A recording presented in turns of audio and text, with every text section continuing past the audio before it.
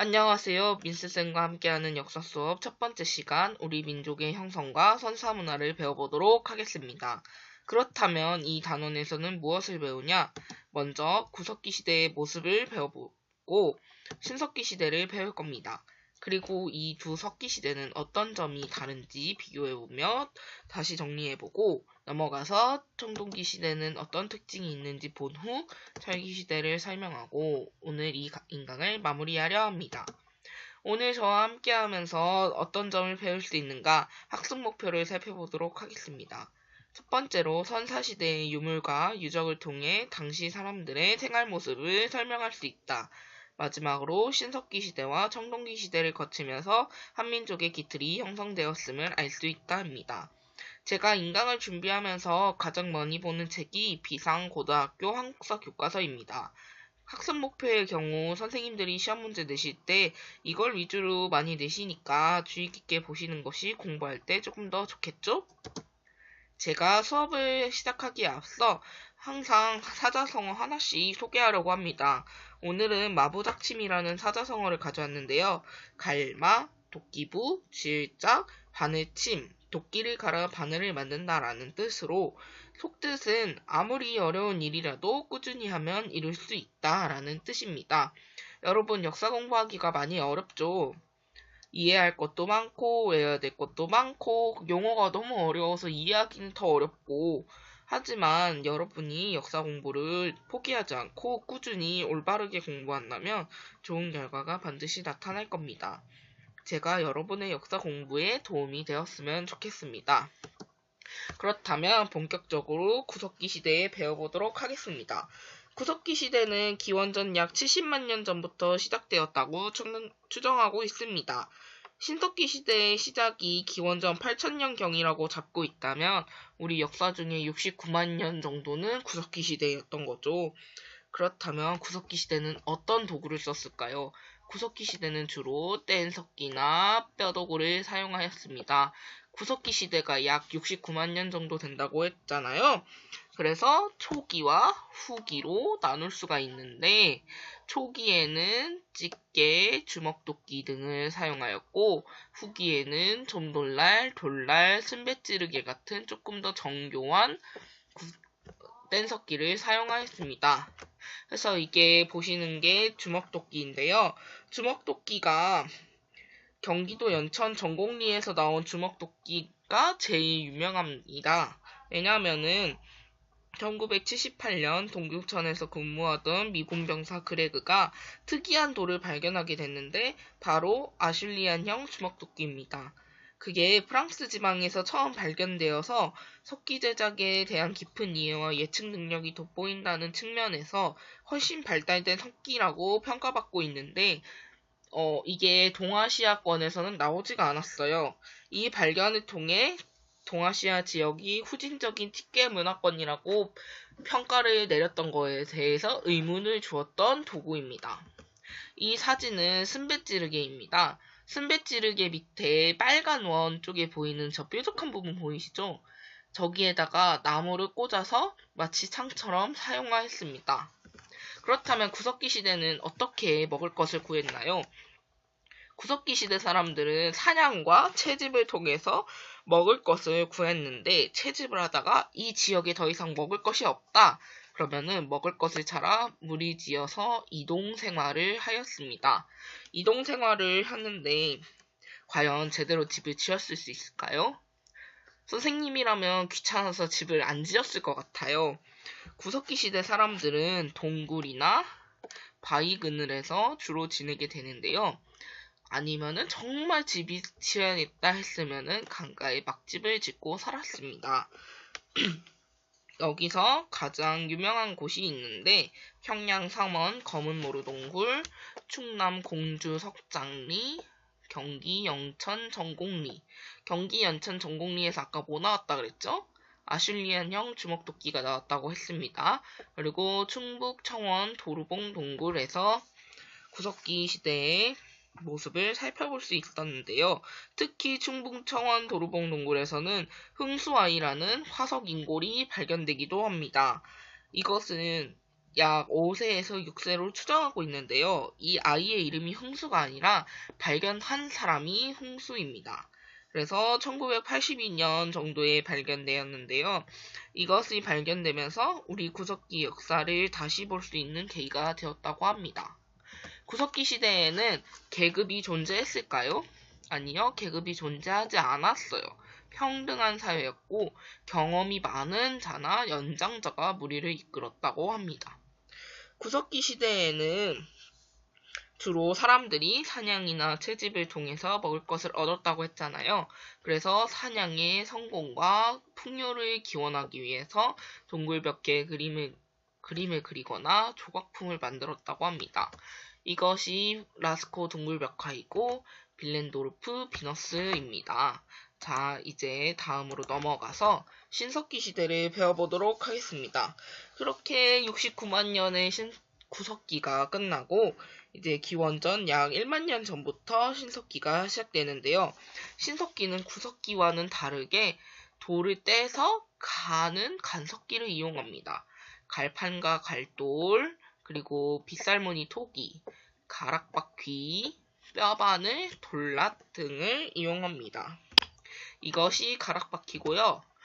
뼈바늘, 그리고 빗살무늬 토기입니다. 생활은 농경과 목축 생활을 시작하게 됩니다. 자, 이게 중요하죠. 왜냐면 우리 사회의 농경이 많이 바꿨습니다. 생활을. 농사를 지으면은 보통 수십 개월이 걸리잖아요. 그래서 이제 정착 생활을 하게 됩니다. 정착 생활은 주로 어디서 하느냐? 강가나 바닷가 같은 데서 하게 되죠. 왜냐면 농사를 지으려면은 물이 많이 필요하고 목축을 해도 물이 많이 필요하기 때문에 주로 강가나 바닷가. 그래서 유적지도 보면 서울 암사동이 한강 바로 옆에 있는 곳이죠. 그리고 경남 김해 바닷가 근처입니다. 이렇게 살았고 그 다음에 움집에서 지내게 됩니다. 움집은 이렇게 생긴 집이에요. 그리고 이것이 신석기 혁명이라고 하는데 농사를 짓기 시작하면서 인간의 삶이 굉장히 풍요로워졌습니다. 그렇죠. 막 어디 사냥 같은 거 나가도 동물에 죽거나 그러진 않아도 되고 그리고 조금 더 먹을 게 다양해졌겠죠. 그래서 인구가 많이 늘어납니다. 하지만 여전히 평등 사회입니다. 재산을 공동으로 소유하고 그리고 생산물도 공평히 받는 그런 사회였습니다. 그래서 여기서 중요한 게 뭐다? 정착생활과 평등사회, 그리고 간섭기까지 기억해 주시면 좋겠습니다. 그리고 종교와 예술도 살펴볼 수가 있는데요. 조개 껍데기 예술품, 그리고 짐승의 뼈로 칠해거리 등의 예술품을 제작을 합니다.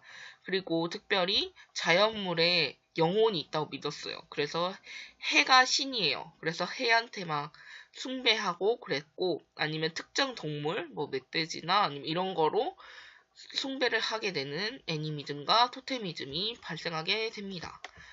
네, 그래서 넘어가서 그러면 이제 구석기와 신석기에 대해서 정리해보자면은 구석기에서 신석기 도구는 구석기 시대 때는 뗀석기를 사용하고 신석기 시대 때는 간석기를 사용했구나 라고 생각하면 됩니다. 그리고 생활은 구석기 시대에는 먹을 것을 찾아다니려고 막 이동을 한 거예요. 근데 신석기 시대는 이제 주로 잡곡 같은 농사를 시작했죠. 그리고 목축을 했죠. 근데 이것들은 한 곳에 정착을 해서 했기 때문에 정착 생활을 하게 됩니다. 특히 어디? 강가나 바닷가에서. 하지만 여전히 사냥과 채집은 이루어지고 있다. 입니다. 그리고 구석기 시대, 신석기 시대 둘 다 평등 사회입니다. 그리고 예술과 종교를 살펴보자면 이렇게 진행됩니다. 우리가 이제 구석기에서 신석기까지 왔어요. 다음은 어느 시대인가? 청동기 시대입니다. 청동기 시대는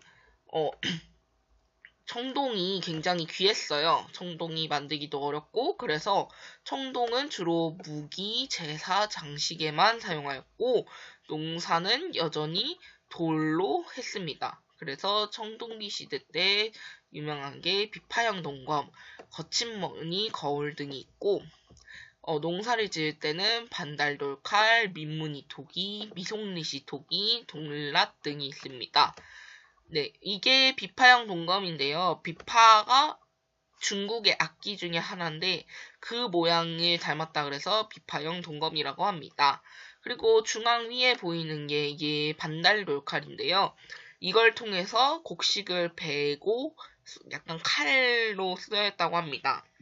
그리고 거친 무늬 거울인데요. 이게 거울이 우리 얼굴을 비치듯이 그런 게 아니라 그냥 청동으로 만들어진 거울입니다. 그리고 이게 미송리식 토기입니다. 무늬가 빗살무늬 토기는 막 이렇게 있었는데 그게 없는 게 보이시죠? 민무늬 토기의 한 종류입니다. 생활은 주로 작곡 등의 밭농사 중심이었는데 일부 한반도 남부 저습지에서는 벼농사를 지었다고 합니다. 여기서 중요한 게 벼농사겠죠? 그러면 선생님 신석기 시대 때는 벼농사를 안 지었나요?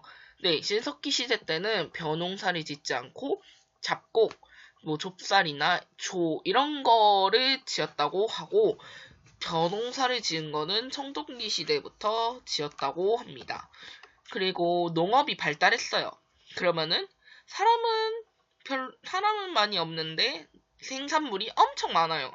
그러면은 그 잉여 생산물, 남은 생산물이 발생합니다. 그럼 이걸 모아놔요. 많이 모아놓은 사람과 적게 모아놓은 사람이 발생하게 되겠죠? 그러면 많이 가진 사람이 더 많이 가지려고 하고 이러죠. 그러면서 계급이 발생하게 됩니다. 이제 청동기 시대부터 본격적으로 계급이 발생하게 됩니다. 그래서 정치 권력이나 경제력에서 우세한 부족들이 청동제 무기, 이런 거 있죠? 이런 거를 통해서 무기를 사용하여 정복 전쟁을 활발하게 진행합니다. 그리고 그렇게 해서 지배자 이름이 군장이에요. 정치와 제사를 모두 주관하게 됩니다. 이거를 어려운 말로 재정일치라고 하죠. 그래서 이제 내려와 보면 고인돌, 이게 군장의 무덤입니다. 고인돌 중요하죠? 왜 고인돌이 고인돌인지 아세요? 고인돌이 돌이 마치 괴어있다고 해서 괜돌, 고인돌이 된 겁니다. 죽은 사람의 무덤이라서 돌이 아니에요. 군장의 소유한 부와 권력을 짐작할 수 있습니다. 고인돌이 크면 클수록 이 군장이 부와 권력이 굉장히 셌구나라는 것을 보여주게 됩니다. 그리고 바위 그림도 많이 그리게 돼요. 왜냐면 이때도 벼농사를 지었긴 했지만 구석기 시대와 마찬가지로 사냥 및 고기잡이의 성공과 농사의 풍요를 기원해야겠기 때문입니다. 그래서 이때도 사냥을 했고 지금 우리도 하고 있지 않습니까? 어업에 종사하시는 분들도 고기잡이를 하고 계시죠. 구석기 시대부터 우리는 계속 사냥과 채집을 하니까 농사를 지어도 그렇게 하는 겁니다. 그래서 유명한 대를 살펴보자면은 울산, 울주, 대곡리, 반구대 바위 그림, 그리고 경북, 고령, 장길이 바위 그림이 있습니다. 이런 것들 있죠. 이게 울산, 울주, 대곡리, 반구대 바위 그림이고 이게 강화도 고인돌입니다. 다음은 철기 시대에 대해서 보도록 하겠습니다. 철기는 기원전 5세기경부터 쓰이게 되었고 처음에는 청동기와 철기를 함께 사용하다가 점차 철기가 확산되고 청동기는 주로 제사용 도구로 사용하게 되었습니다. 철기 시대임에도 불구하고 청동기 문화가 굉장히 발전하게 되는데요. 세형 동검, 이게 중요합니다. 한국형 동검이라고 불릴 정도로 세형 동검이 굉장히 유명한 도구이고 그 다음에 잔무늬 거울, 거푸집이 굉장히 중요합니다. 왜냐면은 청동기 문화가 철기 시대에도 불구하고 발전되었다고 했잖아요. 그래서 거푸집이 청동기 제작할 때 그 틀이기 때문에 중요합니다. 그리고 철제 농기구를 사용했어요. 아무래도 돌보다는 철이 조금 더 튼튼하고 잘 배지겠죠. 그래서 농업 생산량이 증가합니다. 그래서 먹을 게 많아졌어요. 그러면 당연히 인구가 증가하게 됩니다. 철제 무기를 사용했습니다. 그래서 철제 무기가 되게 튼튼하죠. 그래서 부족 간의 전쟁이 굉장히 많아지게 되는 계기가 됩니다. 그리고 덧띠토기, 검은간 토기를 사용하였고 널무덤, 동무덤이 발달하게 됩니다. 이것들이 모두 도구와 생활에서 아까 언급한 것들인데요. 이게 검은간 토기, 거푸집, 또 토기가 또 있고 이것이 세형동검입니다. 선생님 아까 뭐라 그랬죠? 세형동검과 거푸집을 꼭 기억해 달라고 선생님이 말씀드렸습니다. 이것이 무덤들입니다. 그리고 교류는 명로전, 반량전, 오수전 등 중국의 활패가 출토되었어요. 이걸 봄으로써 중국과의 교류가 굉장히 활발했구나가 보이게 됩니다. 이것이 명로전입니다. 그리고 경남, 창원, 다오리 유적에서 붓이 출토가 됐어요. 붓은 우리나라 게 아니죠. 중국에서 쓰이던 건데 이걸 보고 한자의 전례가 어디서 왔는지 추정할 수가 있습니다. 그렇다면 우리는 청동기와 철기를 다 배웠어요. 그러면 이제 총 정리를 해봅시다. 청동기 시대에는 주로 청동은 무기, 제사, 장식에 사용하였습니다. 그래서 비파형 동검, 거친 무늬 거울을 사용하였고 그다음에 농사 때는 돌을 많이 사용했다 그랬죠. 반달돌 칼과 또 신석기 시대와 다르게 민무늬 토기를 사용하였는데 그 중에서 미송리시 토기 기억해달라고 하였습니다. 철기 시대 때는 철기 시대임에도 불구하고 청동기 문화가 독자적으로 발전하게 됩니다. 그러면서 세형동검, 잔무늬 거울, 거푸집 기억해달라고 선생님이 당부드립니다. 그리고 덧띠토기, 검은간 토기 등을 사용하였고 무덤이 청동기 시대와는 다르게 널무덤, 동무덤이 발달하게 됩니다. 생활은 어떻게 하냐면 청동기 시대 때 가장 중요한 게 뭐라 그랬죠? 벼농사입니다. 벼농사를 꼭꼭꼭 기억해 주세요. 그리고 계급이 발생합니다. 왜냐하면은 농업이 발달하고 생산물이 남고 그것을 통해서 빈부격차가 발생해서 이제 계급이 생기는 거죠. 군장이 정치와 제사를 같이 했습니다. 이것이 어려운 말로 뭐라고요? 재정일치입니다.